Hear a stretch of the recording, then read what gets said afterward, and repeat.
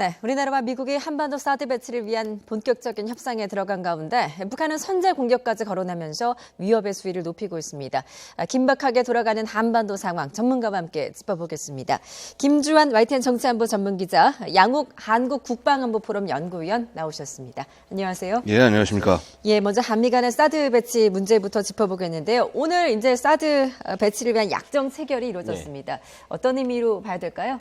일단은 이 문제를 공식 테이블에서 논의하겠다. 뭐 시점은 언제인지 모르겠습니다. 첫 회의를 해서 일단 첫 발을 디뎠다. 이렇게 볼 수 있겠죠. 그동안 이 문제가 논의됐었는데 중국이 강하게 반발하면서 협상을 했고 이번에 안보리 문제를 겪은 이 협의 과정에서 미국이 좀 양보하는 듯한 뉘앙스를 보이지 않습니까? 미 군 당국 관계자들이 협의하기로 합의했을 뿐이다. 그래서 한 발 양보를 했고 어찌됐든 간에 속도 조절은 있겠습니다만 이 문제가 한반도 유사시에 본격적으로 배치할 수 있는 첫 발을 디뎠다. 이런 의미로 평가할 수 있을 것 같습니다. 예, 뭐 그동안 이제 약정 체결이 이제 차일피일 미뤄지면서 먼저 여러 가지 추측도 쏟아졌습니다. 이제 앞으로 이제 향후 일정이 어떻게 될까요? 뭐 어떤 논의들이 있을 거라고 보시나요? 일단 제일 큰 문제는 결국 어느 장소에 배치할 거냐 하는 문제입니다. 아시다시피 이제 사드가 필요하다라는 여론 조사가 있었고 사실 이제 상당 부분 그런 부분에 동의를 하면서도 이것이 배치하는 지역이 내 고향이다 혹은 내 도시다 이럴 경우는 대부분 반대하고 있는 것이 현실입니다. 이런 부분들 때문에 결국은 어느 지역에 설치를 할 것이냐가 큰 문제가 되고 또 하나 또 왜 어느 지역이 중요하냐 하면은 이게 지금 사드가 배치되는 게 딱 한 개 포대입니다. 왜냐하면 2개 포대가 만약에 배치된다, 3개가 배치된다고 할 경우는 대한민국 전역을 대부분 이제 커버할 수 있지만은 실제 1개 포대밖에 배치가 되지 않기 때문에 과연 어디에 배치를 해야지 가장 효율적으로 한미의 자산들을 보호할 수 있겠느냐라는 그런 관점에서 접근을 해야 하는 것이고요. 그러다 보면 결국은 이제 그 배치할 지역이 어딘지를 놓고 이제 계속 말이 나올 수밖에 없는데 저는 이 부분이 굉장히 건전하지 않은 판단이라고 생각이 됩니다. 왜냐하면 지금 대한민국의 어떤 이 탄도탄 위협을 지키기 위해서 우리는 슈퍼 그린파인 레이더라는 것을 2군데 설치를 해서 운영을 하고 있습니다. 근데 이 운영되는 장소가 어디인지 언론에서 단 한 차례 공개가 된 적도 없었고 그다음에 주민들도 그 인근에 있는 주민들도 그런 부분에 대해서 이의 제기를 안 하고 있습니다. 그리고 이것이 대한민국을 방어하는 데 있어서 도움이 되기 때문인데요. 그런데 지금 이렇게 유독 사드 레이더만큼 그다음에 그 배치되는 위치만큼은 이렇게 언론에 공개가 되고 노출이 되고 그다음에 사람들이 반대를 하고 이런 부분들이 과연 대한민국을 북한의 탄도탄 위협에서 지키겠다고 하는 이러한 커다란 흐름에서 옳은 것이냐. 좀 사실은 어떻게 보면 이 협약을 진행하는 것도 중요하지만은 진행을 하면서 이러한 국면을 그 한미 당국이 전환하는 것이 훨씬 더 중요하다 이렇게 말씀을 드릴 수 있습니다. 예, 뭐 이제 한미 같은 경우는 장소가 결정이 되면 좀 이른 시일 내에 사드를 배치하겠다 이런 방침은 세워놨는데 말씀하셨듯이 그 장소를 정하는 게 굉장히 뭐 이렇게 쉬운 일은 아니지 않습니까? 어떻게 전망을 하십니까? 네, 그 장소 문제는 이제 국내적으로 이제 결국은 이제 님비 현상이 이런 데도 이제 대표적인 나타나는 거겠죠. 그리고 외부적으로는 이제 중국이 자신들을 감시하는 눈이다라고 해가지고 계속 반발을 하고 있고요. 우다웨이 이 육자회담 대표도 모 일간지 인터뷰에서 이스라엘제나 이런 걸 들어보면 우리는 거부를 하지 않겠다라고 했는데 이런 부분이 배경이 있고요. 또 하나는 장소 문제 협의할 때 이것이 사실은 북한의 탄도미사일이나 북한의 주력 미사일 기지가 어느 위치에 배치돼 있나라는 거를 감안하면은 대충 안보적인 측면에서 어디가 배치가 유리한지 나옵니다. 그리고 우리가 한반도가 기본적으로 이 산이 많지 않습니까? 이게 북한도 바보가 아닌 이상 미사일 기지를 평지에다 배치를 안 하거든요. 이 등선 너머에다가 배치를 하기 때문에 레이더라는 거는 특성상 반사각이 있으면은 탐지를 못하는 특성이 있기 때문에 이런 부분도 다 안보적인 문제 때문에 고려를 해야 되는데 지금 말씀하신 대로 장소 문제가 역설적으로도 그 지역 국회의원들이 앞장서서 안 된다라고 선전적인 의미를 하고 있는데 어떤 게 더 과중하고 위중하고 중요한지를 먼저 좀 판단해서 좀 중대한 여론 결집이 있었으면 좋을 것 같습니다. 예. 뭐 이런 가운데 이제 이 사드 배치에 강하게 반발하고 있는 게 이제 중국인데 중국의 반발을 어떻게 넘어설 것인가라는 외교적 딜레마도 이제 풀어야 될 숙제인 것 같습니다. 어떻게 보십니까? 사실 이제 이 부분이 우리가 좀 판단을 잘 해야 되는 부분이다. 국익이 어느 부분이 국익이냐를 먼저 확정을 해야 그 다음에 단계로 나갈 수 있다고 생각을 합니다. 그래서 예를 들어서 일단 안보적인 이익을 봤을 때는 지금 대한민국이 들여오는 무기 체계에 관해서 지금 중국이 개입을 한다. 그래서 그 개입에 의해서 흔들린다. 그렇게 되면은 앞으로 어떠한 무기 체계의 도입이라든가 운용에 대해서도 간섭을 받을 수밖에 없다. 특히 이제 뭐 이것이 또 우리가 사고하는 부분이 아니라 어떻게 보면 주한미군이 들여오는 부분인데 예. 결국 이렇게 주한미군이 대한민국의 방어를 위해서 필요한 어떠한 무기 체계도 중국의 사전 동의가 없으면 들어오지 못하게 되는 이런 상황이 될 경우에 과연 한미 안보 동맹이라는 것이 유효하게 운영이 될 수 있겠느냐 이런 부분을 생각했을 때는 뭐 이거는 당연히 우리의 어떤 자주적인 의사에 따라서 진행이 돼야 되는 부분이라고 생각이 되고 근데 또 반면에 어떤 중국과의 어떤 관계 단순히 경제이익뿐만 아니라 그 중국과 이 한국이라는 자체가 결국 이웃 국가고 그래서 서로 어떻게 보면 공생을 해야 되는 이런 관계에서 봤을 때 과연 중국의 저러한 심기를 건드리는 것이 국익에 얼만큼 도움이 되겠느냐 어떤 이제 이러한 차원의 문제들이 있을 것입니다. 예. 근데 저는 되려 이러한 것에서 제일 중요한 것은 우리 정부의 원칙적인 입장이 아닌가. 즉 예를 들어서 만약에 당장 뭐 이 사드를 배치하냐 배치하지 않냐의 문제가 아니라 이건 대한민국의 국민에 대해서 위협이 되는 이러한 그 흐름이 만약에 너무나 지금 급박한 것이고 당장 사드를 배치하지 않으면은 그 큰일이 날 그런 상황이라고 하면은 내일이라도 배치해야 하는 것이고 근데 안보 상황을 판단을 했을 때 지금 당장은 필요하지 않다 혹은 필요하다고 하더라도 지금 당장이 아니라 예를 들어서 잠깐 시기가 지나고 난 다음에 혹은 북한의 위협이 조금 더 가중이 됐을 때 이때 들여야 된다 혹은 들여올 수 있게 하기 위한 어떤 사전에 어떤 미리 그 장소들을 미리 지정을 해놓고 그 다음에 절차 같은 것들을 토의해 놓는다 이런 정도 수준으로 갈지 그러한 그 수준을 정하는 것이 결국은 모든 것이 대한민국의 국익의 바탕이 돼서 하는 것이다. 예. 라는 것을 명확하게 예를 들어서 미국뿐만 아니라 중국에게도 명확하게 그런 부분을 보여줌으로써 최대한 우리에게 이롭게 이끌어가는 것이 옳다라고 생각이 듭니다. 예. 그런데 이제 이번 유엔 안보리 제재에서 이제 중국이 전격적으로 동참을 결정했는데 뭐 이런 사드가 아무래도 뭐 협상 카드가 됐을 것이다라는 관측이 나오고 있습니다. 그렇게 되면 이제 미국 입장에서는 아무래도 중국의 그 이행, 대북 제재 이행에 대한 그런 움직임을 보고 나서 사드 배치를 결정할 뭐 좀 그런 좀 입장에 놓인 게 아닐까요? 그렇죠. 어떻게 보십니까? 미중 양국이 어떤 안보 문제를 협의할 때 꼭 그런 양태로 합니다. 그 예를 들어 설명하면은 우리가 천안함 사태 이후에 굉장히 지금과 같은 이 굉장히 그 분기했던 분위기가 있었는데 그때 안보리 문제가 잘 결의안이 아니고 의장 성명으로 갔을 때 그때는 왜 우리 문제에도 불구하고 미중 양국이 한반도 문제를 희생했냐면은 이란 관련 결의안을 통과시켜야 되는 미국의 입장이 있었고 그 당시에 중국의 협조를 얻었어요. 그리고 똑같은 모델을 지금 상황에 적용하면은 미중 그 안보리 결의안을 통과시키기 위해서 미국이 사드 카드를 일단 양보를 했다. 이렇게 볼 수 있거든요. 그렇다라고 하면은 앞으로도 이 사드 카드는 어떤 중국의 태도에 달려서 여야한 태도에 달려서 굉장히 적극적으로 했다, 공세적으로 나갔다가 다시 약간 후퇴했다. 이런 개연성이 굉장히 크죠. 네. 또 하나 그 근거 중에 하나는 1996년도 양안 사태가 불거졌을 때 타이완하고 중국이 같은 중화민족임에도 불구하고 타이완의 어떤 위력 시위라든가 항공모함 배치를 했을 때 굉장히 위협적으로 나갔었어요.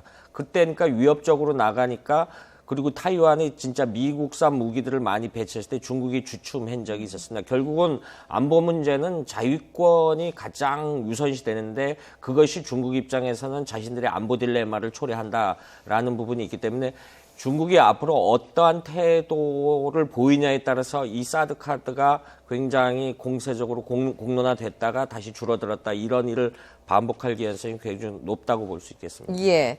뭐 이렇게 이제 한미 간의 사드 배치 논의 속에 오늘 이제 김정은 위원장의 공식 발언이 나왔습니다. 이제 어제 그 신형 방사포를 발사하는 현장에서 한 말이라고 하는데 핵탄두를 언제든 쏠 수 있게 준비를 해라. 또 군사적 대응 방식을 선제 공격 방식으로 전환하겠다 이렇게 밝혔거든요. 이게 어느 정도의 지금 위협적인 수준의 발언입니까? 그러니까 결국 근데 그 발언의 전제가 되는 얘기가 뭐냐? 즉 한미 연합의 참수 작전에 대해서 얘기를 하고 있는 겁니다. 그래서 이것이 당장 북한이 뭐 우리를 공격을 하겠다, 선제 공격을 하겠다. 물론 북한은 그러고 남을 집단입니다.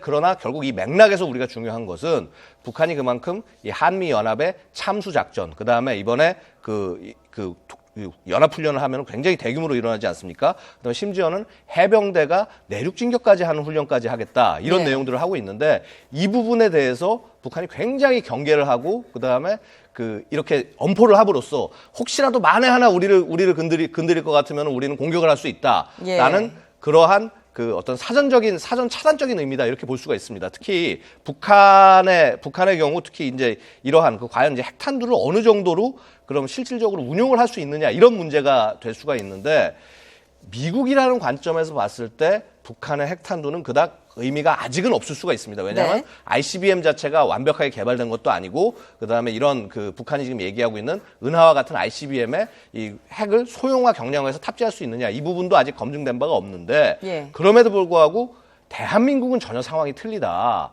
북한이 가지고 있는 예를 들어서 스커드 B형 화성 5호라고 부르죠.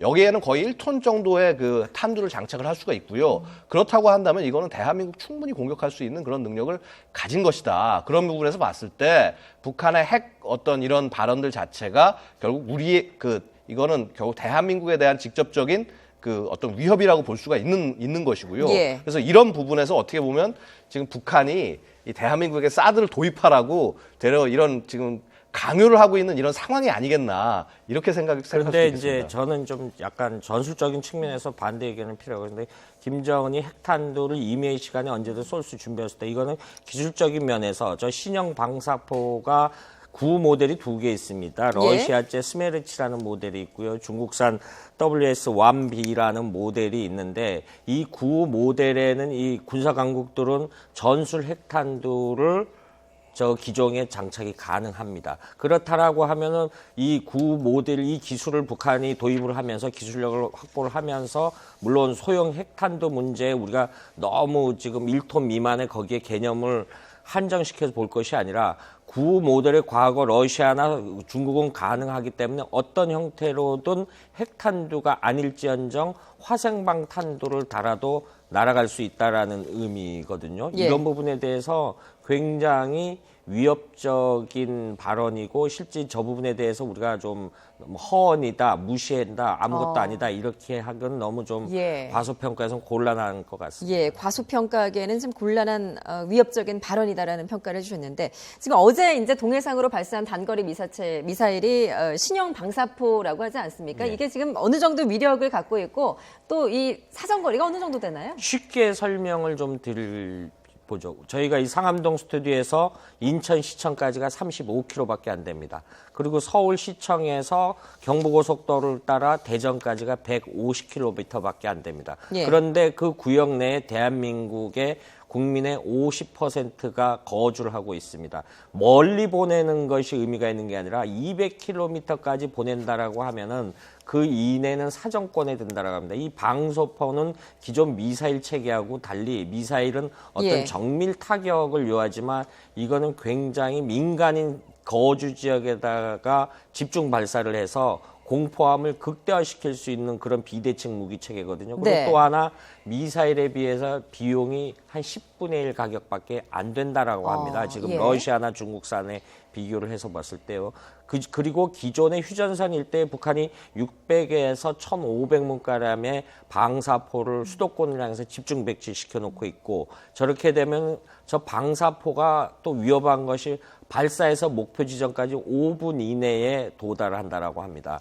그리고 예. 저게 동시에 수천 발을 발사할 수 있어요. 그러니까 예. 그래서 결국은 사드 방어 체계로 못 막는다라는 그 위협이 비대칭무가 거기서 나오고 북한이 굉장히 선제적으로 위협적으로 또 다른 내놓은 카드다 이렇게 볼 수 있을 것 같습니다. 예, 그 사드 배치 논의가 지금 이제 본격적으로 시작하려고 하는 이 시점에 신형 방사포를 공개한 그 저희가 뭘까요? 결국은 북한이 지금 보여주고 싶은 것은 그러니까 꼭 사드 배치뿐만이 아니라 그 맥락을 좀 볼 필요가 있는데 네. 이 지금 이제 유엔 안보리의 제재안 어느 때보다도 강력한 제재안이 나오고 난 다음에 지금 이제 이걸 발사했다라는 것입니다. 결국은 어떠한 제재를 하더라도 우리는 발사하겠다라는 그런 의미. 그러니까 우리는 계속적으로 개발을 하고 발사를 할 수 있다 이런 의미를 보여주는 것이기도 하고요. 근데 또 한 가지 좀 차이가 있는 것은 결국은 이게 미사일을 발사한 게 아니라 탄도미사일을. 네. 그러니까 어찌 보면은 유엔이 제재하고 있는 그런 기술 범위 내에 범위 밖에서 이제 어떻게 보면 이 발사를 하고 있는 그런 부분이기 때문에 그래서 결국 약간 그러한 부분들을 좀 묘하게 이용을 하고 있다. 즉 우리는 뭐 유엔을 따르고는 있지만 유엔의 어떤 이런 것들을 따르고 뭐라고 그럴까 이렇게 국제사회에서 이렇게 나쁜 나라가 아니다. 예. 하지만은 이런 거에는 동의할 수 없다. 라는 그러한 의미로 보여줄 수도 있다라는 것이죠. 근데 이제 제가 한 가지 좀 말씀드리고 싶은 것이 이번에 발사한 지금 이 로켓을 보고 있으면은요. 이 그 방사포탄을 보면 이 탄두 자체가 굉장히 그 이전의 기존의 방사포탄하고는 많이 틀립니다. 끝부분에 보고 있으면 조그맣게 카나드 핀 같은 것들이 달려 있습니다. 네. 보시면은 저것이 의미하는 바가 뭐냐 하면은 그 굉장히 정밀하게 그 목표에 떨어질 수 있다는 의미가 됩니다. 그래서 보면은 그러니까 미군이 사용하고 있는 MLRS 같은 경우도 예. 그 유도를 사용하는 경우는 저렇게 끝쪽에 저런 날개들이 달려 있습니다. 그래서 그런 부분 봤을 때는 저것이 어느 정도 유도 기능을 포함을 하고 있다. 즉 정밀하게 때릴 수 있다라는 네. 그런 의미가 될 수 있고요. 혹은 유도 방식이 아니라고 하더라도 그 저 앞에 안정 날개판을 달아놔서 그 탄도를 굉장히 안정적으로 끌고 갈 수 있게 하려는 예. 어떤 그러한 의도를 볼 수 있다. 즉 북한이 상당히 이런 그 방사포에 대해서 많이 연구를 하고 그다음에 기술을 가지고 있다라는 것을 사실 이 사진 한 장을 통해서 알 수가 있다라는 예. 것이죠. 그래서 그러한 측면에서 봤을 때 아까 뭐 부장님께서 지적을 잘 해주셨지만은 이거는 굉장히 좀 심각한 위협이다. 꼭 뭐 핵을 탑재하건 아니건 간에 그걸 떠나서